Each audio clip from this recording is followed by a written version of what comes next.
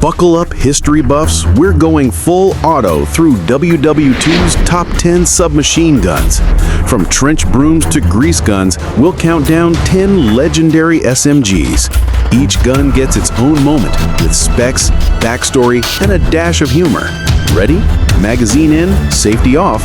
Let's roll. Japanese Type 100, the latecomer. At number 10, we have Japan's Type 100.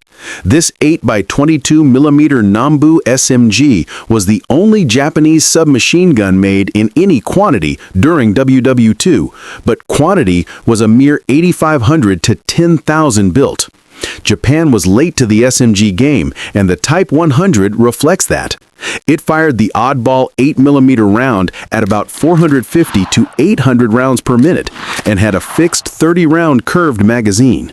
It was fairly heavy, about 8 to 9 pounds empty, and rather unimpressive by late war standards. One variant had a folding stock for paratroopers, but mostly the Allies saw it as a curiosity. In short, the Type 100 is like that kid who finally shows up to the party. Hey guys, I made a submachine gun, but too late to change the outcome of the war. Australian Owen gun, Digger's Darling. Coming in at number 9 is Australia's homegrown Owen gun. It was chambered in 9x19mm parabellum, had a 33-round mag, and fired about 700 RPM. It was solidly built, about 9.3 pounds empty, loaded to about 10.7 pounds. But in the jungles of New Guinea, Anzac troops loved it. For one thing, reliability. The Owen rarely jammed, thanks to its top-mounted mag and clever internals. Even in mud and rain, New Zealanders famously swapped their Thompson SMGs for Owens, and it earned the nickname Digger's Darling. About 45,000 Owens were made, far fewer than Thompson or Sten, but the Owens legend outlived its numbers. American General MacArthur eyed it for U.S. troops. Picture it, an Aussie private chuckles, "Righto, cobbas, let's burn through some Nippon ammo," and he unloads 33 rounds per pole. Italian Beretta Model 38, the fine Italian tune-up. At 8 sits Italy's Beretta Model 38 series. Introduced in 1938, it became one of the finest SMGs of the war. It fired the ubiquitous 9x19mm round at about 550 to 600 RPM and weighed in between 7.2 to 9.3 pounds empty, depending on variant. What made the Beretta stand out was craftsmanship. It had wood grips and even a quick-change barrel in some models. It wasn't cheap, but it was reliable and accurate. Notably, about 1 million Beretta 38s were built from 1938 into the post-war era, a huge number that makes it very much dominated the fight in the Mediterranean and beyond. German troops even adopted captured ones as the MP738i. American GIs nicknamed it the Italian Samurai for its sloping foregrip. In short, the Mob 38 was like an espresso, slick and well-engineered. Not something you cram bullets through in a hurry, but impressive if used correctly. Soviet PPS-43, the everyman's SMG. Number 7 is another Soviet weapon, the PPS-43. The Soviets wanted a cheap, lightweight alternative to the PPSHH, and Alexei Sudiev delivered this stamped metal beauty.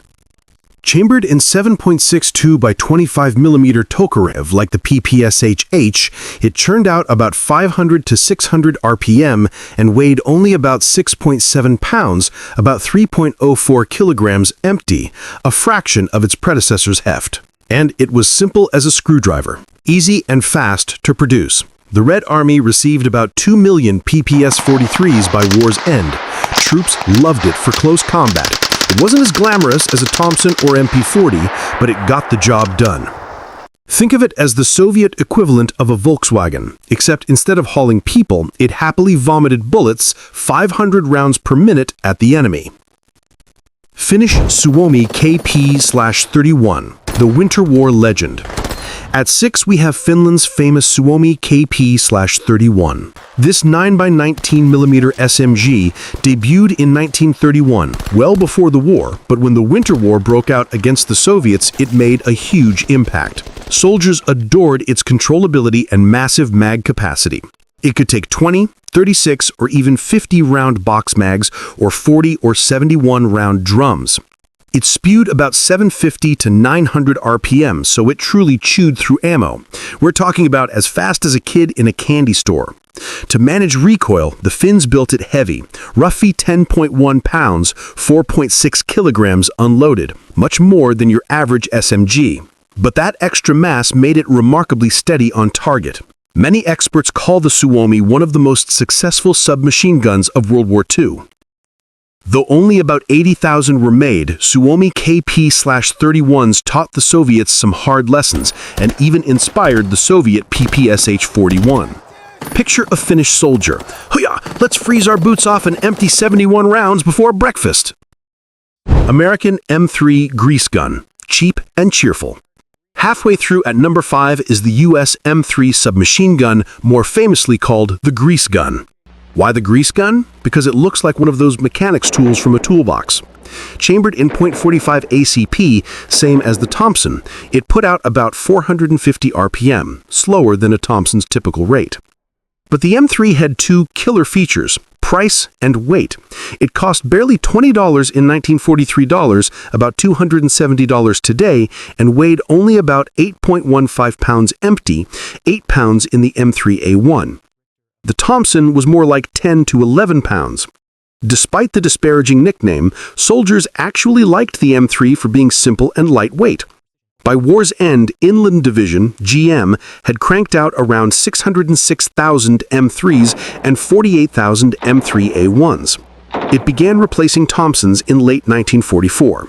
Think of the M3 as the no-frills Cadillac of SMGs. Not as flashy as a Tommy gun, but it still got you where you needed to go. Just lighter on ammo and with an amusing silhouette. Our fourth submachine gun is Britain's Sten gun. The name STEN comes from its creators Shepherd and Turpin, plus Enfield Factory. The British produced it in a panic after Dunkirk. They'd lost all their kit and needed something to equip troops and resistance fighters. The Sten is famous for being incredibly simple: stamped metal parts, a side-mounted magazine, and a price tag of about £2.30 in 1942, around 135 pounds today. It fired 9 by 19 millimeter at roughly 500 to 600 RPM, weighed just 7.1 pounds, 3.2 kilograms, and used the same 32-round mag as the German MP3840. The result? By 1945, around 4 million Stens were made in the UK and abroad, the second most produced SMG of World War II after the PPSH-41. Yes, it was crude. Some were literally welded together in basements, so its reliability was hit or miss. But in a pinch, those cool British codgers had exactly what they needed: a half-decent spray-and-pray weapon. One GI quipped it sounded like a potato masher, but it mashed bullets just fine on the battlefield. German MP40, the Schmeiser. In bronze position, number 3 sits the German MP40, ubiquitous paratrooper and squad leader SMG. This Maschinen Pistole 40 chambered 9 by 19 millimeter parabellum, fired in full auto only at about 500 to 550 RPM. Nice and controllable, and weighed about 8.75 pounds, 3.97 kilograms. Its folding stock and compact size made it a favorite for paratroopers and vehicle crews. The Allies famously, and wrongly, called it the Schmeiser, after a German gun designer. Parody aside, the MP40 was well made from stamped steel, and soldiers thought of it as modern and sleek. It wasn't a high-volume bruiser like the PPSH-41, but it was precise enough and reliable.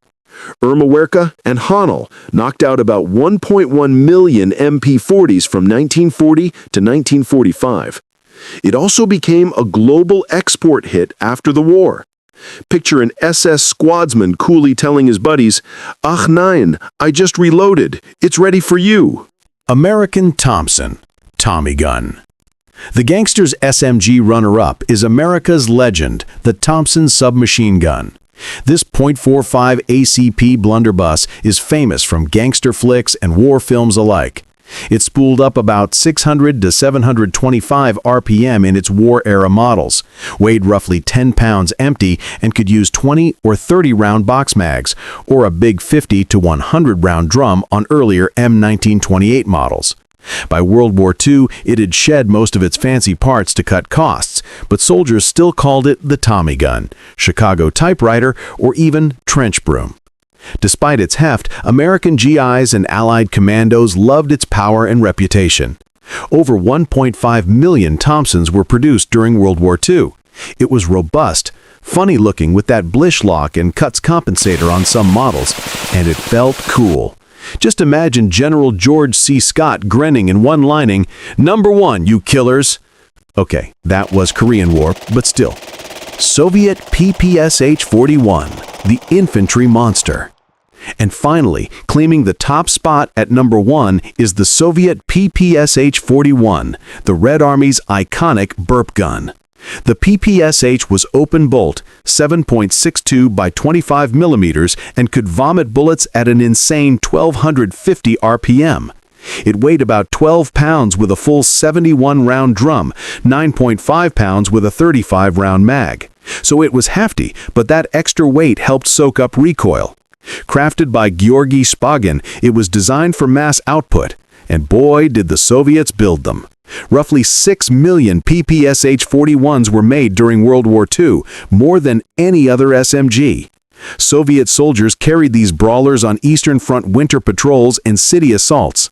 The drum magazine alone looks like a flying saucer lodged on your rifle. In action, it was wild. Enemans joked it would empty a full drum mag in 2 seconds flat. Rumor has it the PPSH chewed through ammo faster than a kid in a candy store. Versus the Sten's quiet rat-a-tat-tat, the PPSH was a rolling thunder. It was so notorious that even the Germans tried to convert captured ones to 9mm and reissue them. This is the submachine gun that really dominated World War II. In Soviet hands, it was the sound of hail and fury on the battlefield. Wrap up. There you have it, our top 10 World War II SMGs, each a story of firepower and fun. From Japan's lone Type 100 to the legend of the PPSH-41, these guns each carved their own niche in history. Which one's your favorite? Did we miss a classic? Let us know in the comments below. And hey, don't forget to like, subscribe, and stay tuned for more firepower-packed history. Until next time, stay safe and keep shooting straight. Kabang!